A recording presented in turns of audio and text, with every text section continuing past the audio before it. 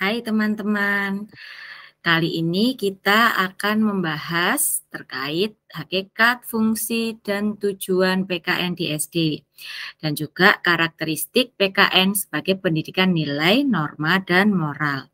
Pemahaman terhadap hakikat, fungsi, dan tujuan PKN di SD sangat penting untuk Anda semua sebagai calon guru agar dapat memahami apa, mengapa, dan untuk apa PKN diberikan di sekolah dasar.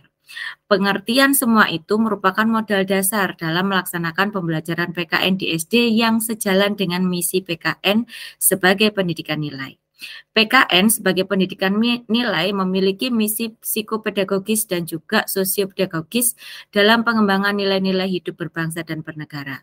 Jangan lupa tanggapi forum diskusi dan jangan melakukan plagiarisme ya. Selamat belajar.